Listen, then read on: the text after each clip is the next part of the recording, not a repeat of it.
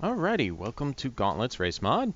It has been a while since I've posted anything. Our last major update was 1.2 and added in the Lithian Expanse, a race of crystals. And continuing with my quest to fill in every possible trope you could find, it was time for a bug race. They also kind of fit the requirements for maybe a crab, crustacean, arthropod, whatever. So here you go. Here is the diplomacy window, as you can see. And Clan Tiamat of Zrentak. I got a cool story with these guys that I will go over in a little bit here. But let's get to the ships first. So you can see a little bit about them over there on the top right corner. Alright, so the ships. So let's start with going with the Tiny first. Here you go. There is their tiny little bug fighter with kind of a glowing doodad weapon system in the front.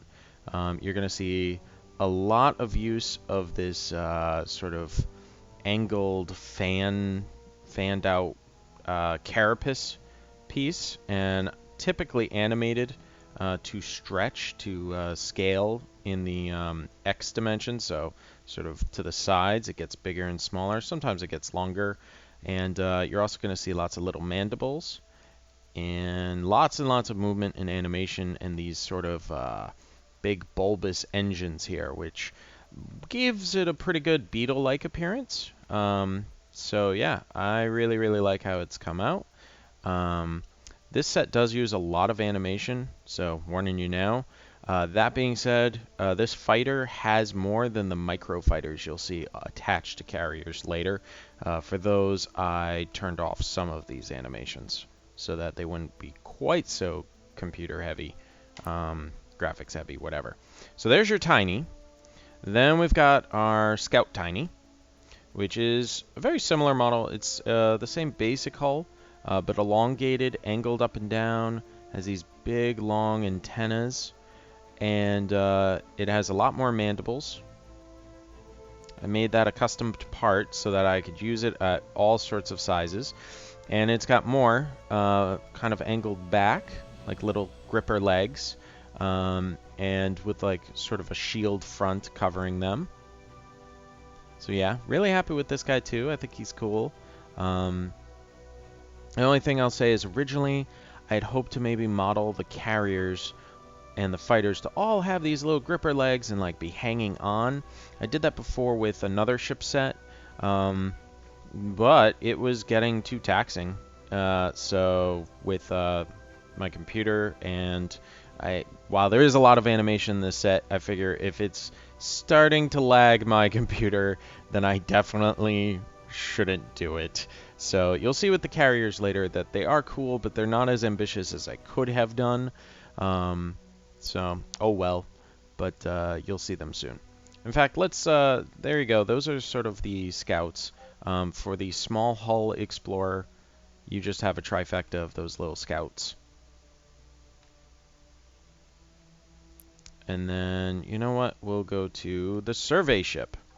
This is your basic medium hull you're going to see.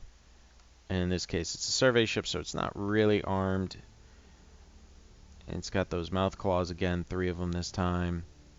Got your bulbous engines. I really like the sort of shape, the angle, having the engines towards the top and then smoothly sort of flowing down. I think that's really cool. I also worked in a sort of a colony pod there for some windows. And of course you've got your big engine pieces. So yeah, very buggy. So that's your medium. And then continuing on, let's see, we'll start with the beam. Your beam medium keeps the overall same format, but it has a thicker carapace in the front, loses the sort of thin needle-like carapace face. It's more sort of exposed in a sense. And then we get to start seeing these, what we're going to use as beam weapons, these sort of lobster claw beam weapons with their antennae. And I use these throughout the set, sunk into the piece just for like sensors, and that worked really well. So there you go. Little lobster ship. So now you're starting to see a bit more of a fish influence now. Continuing on that, or troglodyte, I guess.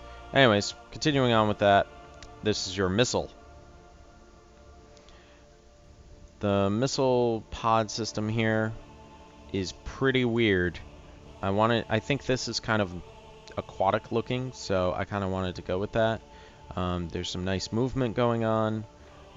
It's certainly not my favorite missile system I've ever made, but I wanted a missile system that kind of was organic, and I think this did it well enough. If I ever figure out a better system, maybe I'll come back and edit these. You'll notice throughout as we're exploring these models, sometimes the engines change their location depending on what I thought would look good. Moving on, here's the balanced. The balanced introduces some kinetic cannons. Again, you've got cannons with weird antennas growing in and out of them, but and some movement.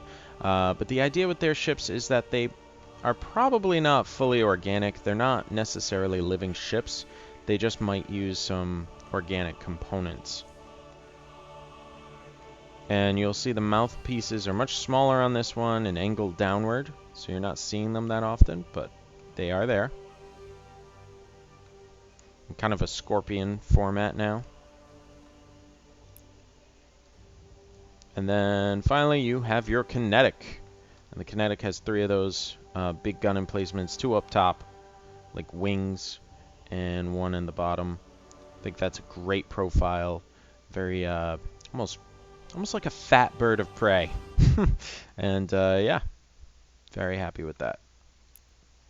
Okay, so those are the medium hulls. And let's move on to the smalls. I know I skipped them. So the smalls, they got some fun little designs. They're overall all the same format, as you can see, but the weapons change up, and the claw formatting changes, and yeah. So let's start. Here's the beam. The beam has the 3 weapon mounts, but 2 of them are really sunk into this big fat front. And then you've got the big claw coming out there, and 1 big engine in the back, and the claws, the little mouth claws, are all faced back, really far back on this one. Then you've got your missile. Again, the 2 missile pods on the side, and 1 sticking out in the front. The mouthpiece has been moved to the front. And there you go. Pretty simple. Then the balanced. And then finally the kinetic. So yeah, not too exciting. These guys were a ton of work as a ship set, so yes, something had to give, and I definitely think I can come back to the smalls at some point and add a few more varieties. But for now, I think they're very good. I think they're very, I don't know, Nautilus-ish, Squidish. And yeah, moving on, let's go to the cargos for a minute. We'll come back to this. Alright, here are our cargo hulls. Now this is where we definitely go away from bug style and much more into crustacean style. Not that there's a huge difference there. But first up, civilian. Your civilian one, and this is the basic hull. It's very lobsterish, and you start having these sort of eye stalks at the top. And this really neat sort of figure S format going on.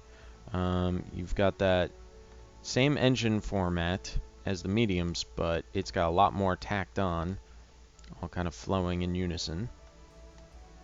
And then you've got your sort of window pods all along the bottom.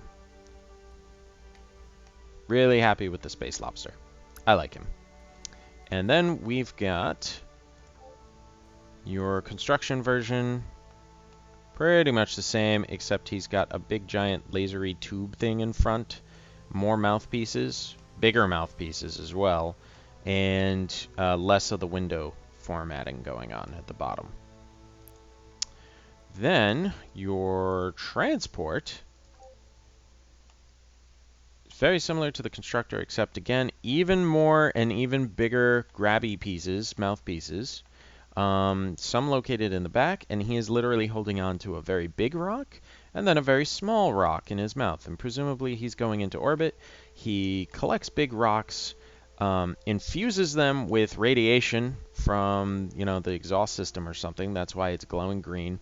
Then tears off a chunk and tosses it onto various cities. So yeah, I think it's really cool. I think it's just colorful, and yeah, I think it's noticeable compared to the other transports, but maybe not. Maybe I should have some other little escorts guys helping him out carrying more rocks. We'll see. I did do a variant of that with just the rocks in a different color, just in case you're using a different color scheme and the rocks don't look good in the first color, you've got the second one available. Okay, and then you've got your cargo carrier. And this is what I was talking about earlier, where I had to change. I kind of had to cop out on the carrier format that I was looking forward to. The animation was just getting a little out of hand, and it was starting to lag. So I do like this, but it's firmly in the aquatic style as opposed to the bug style. The bug style would have been a long row, a curved row along this hull, just holding like 6 or 7 or 8 fighters on each side. But the fighters themselves have a decent amount of animation, even though I paused some of them.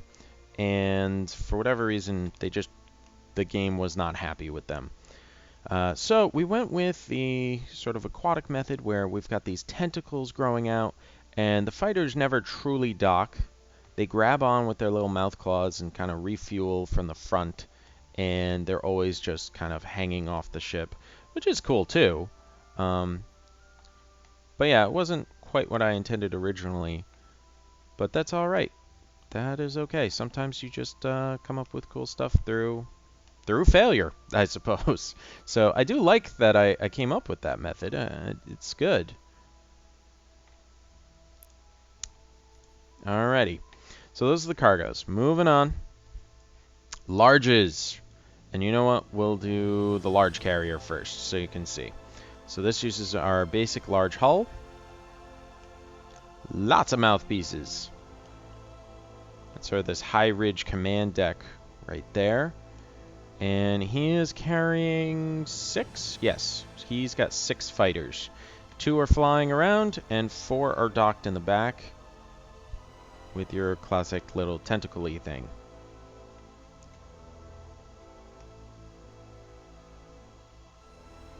So yep, quite happy with him. I think he's pretty cool. Alrighty, let's move on. So we got a balanced large hull here. Same basic frame, but now you've got turrets coming out. You don't have... and you've got a very different backside. You've got a lower profile and more of a curve going on in the back. And as you can see, a lot of mouth parts on the front of this guy with a big, wide carapace. He's got 2 beam cannons on the top and 2 kinetic cannons on the sides. Didn't really like how a missile pod looked on here, so I didn't include it, but that's the balanced hull. The kinetic hull, very similar, only more kinetic things. They're all underslung. I think he's got more engines going on and a bit smoother of a profile on the top. That front piece got longer. It's curving. Not as many claws. Less busy. And we've got the beam. Lots of beams. Very simple. And the missile. Just 2 big missile pods underslung. And gave him really big fat mouthpieces in the front there. And then we've got our support somewhere. Where did I put the support? Where'd you go? Ah, there we go. Okay.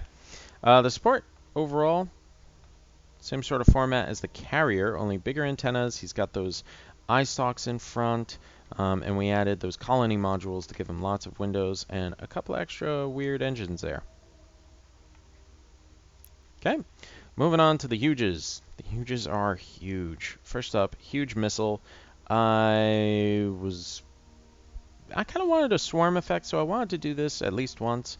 So we've got 3 medium missile ships as our huge missile ship. Then we've got our huge kinetic. And as you can see, we've got this very curved sort of figure, but then he's got these 2 big engine fins coming out of him from the backside. And lots of engines all over the place, really. So he is a big, complicated monster. He's also got this sort of beetle rhino horn going on this one. And some big antennas and some big mouth claws with some sort of opening at the bottom there. Yeah. Alright, now, the balanced, more or less, uses the same design. Only he's got 2 missile pods and a laser thing instead of all kinetic. And then our beam changes up the look of the front. You know, very directional, this one. Just one big beamy thing and lots of lobster claws. But otherwise the same. And then, for our carrier, this is a completely different hull. I did use the same overall style, but it is a different hull. And as you can see, he's got a big engine complex on the low, and a big carrier complex on the high. And he carries, what, 8 fighters instead of 6. He's got 4 in dock, 4 flying around him. And then his front is this big bulbous piece that we've been going with. I did not give him the little stalk eyes because he's not a support ship. He's armored. If it's an armored real combat ship, I don't give him the stalk eyes. And then he's got these big, big mouth parts. So these guys are super easy to tweak and super fun to do because of the fact that those mouth parts are one custom part, and you can just resize them, re-angle them pretty easily, and you get lots of different effects and varieties. So that's going to be a lot of fun to play with. And then finally, I accidentally thought huges were large when I was working on this stuff, so I took the carrier and made some unique support ships, but the AI doesn't use a huge support ship. So these will be included in the mod, and you'll get them, but yeah, they're different. So these are 2 huge ships, and they're both varieties of support. This one, we filled those sort of holes with Promethean, and just took them to spin, which is kind of neat. And then the other one we went with sort of a firefly effect, where we took a big piece of thulium, stretched it out, and made it scale up and down really fast, so it's like bulbous. Yeah, they're neat. I don't know if I'll use them that often, but they're cool. And hey, why not? Add them into the ship set. Alright, I think that is all the ships. So there you go. That's the Zrentak. And let's quickly talk a little bit about their story. We're going to go to the main menu. Go to a new game. The Zrentak, or, well, the colonies of Zrentak, if you will, are species from a set of stars that's actually been separated from any galaxy for a very, very long time, or never were part of an original galaxy. So they colonized their, like, 10 or 12 star systems, realized that, wow, we're in between galaxies, which means we're screwed if we stay here. There's no more real estate to get, and we are an expansive, you know, insect-style type of race. We really, really want to expand. That's what we do. So the Zrentak up and left. They consumed all 12 star systems, built lots and lots of ships, and sent them out in all directions. And each one of these fleets is known as a clan. The Zrentak, I'm definitely imagining, have genetic memory. So they actually retain memories from their forebears. So each clan, you know, their cultural didn't change as much as one might think. The genetic memory is really useful, gives them some good abilities, but does mean they're less innovative, so they're not going to have as much tech as everybody else. And 3 of those fleets, 3 of those clans. Who knows what happened to the possibly hundreds of others that were launched into space? Some undoubtedly never made it, maybe more on their way. Some went to other galaxies, who knows? But after about 1 to 2 million years of traveling, estimating, that they're traveling at 1 light year speed. So at the speed of light, and after 1 to 2 million years, they've made it to our galaxy, and there are 3 clans. So you can have 3 different varieties of this race in your games. You have Clan Tiamat, Clan Scorpio, and Clan Zoroaster. Now, what differentiates them is mostly how they reacted to the presence of sentient life. They had never met any other life from any other planet before. They weren't certain there was going to be any, and then they run into this galaxy, our galaxy, or whatever galaxy your game is in, and find, wow, there's lots of life. Clan Tiamat is the oldest clan. Their colors are purple and green. That's the one we just showed you. They are pragmatic, and they are generally neutral. They're not aggressive, they're not peaceful, they're not cruel. They look for opportunities for trade. They're basically like, you know what, I'm going to ignore all this other sentient life out there. Clan Zoroaster is sort of the youngest clan. They're the most fascinated by other races. And they have a bit more peaceful an attitude. And a scientific attitude. And then if we actually look at their color schemes, you can see they've got this sort of tan and what is that? Navy, maybe a very light navy blue going on there. So that's radically different than the purple and green, but also looks really good with these ships. And then finally we have Clan Scorpio, which Clan Scorpio doesn't like other life. We had to have one. So these guys are your malevolent bugs bent on exterminating, enslaving, anything in their way. Tiamat will go out of their way to avoid other races. Zoroaster will negotiate and wants to make contact. Scorpio, they're gonna colonize, harvest, do whatever they want, and if you happen to be in their way, well, they plan on making you into a delicious snack, preferably with cheese. I'm thinking cheese is going to be like heroin for these people. Anywho, if we go to look at them, they are using the production relic color scheme, so they are this nice sort of tan and orangey red going on. Very, very bug-like, or very, very lobster-like, if you will. And, if we go through these, one of the things I like most about this ship set is they work with any color set. In my opinion, I think they just look great in the ones I picked, but yeah, they're overall really nice, really easy to work with. And I was really considering Bloodstone. You got to use different materials. Yeah,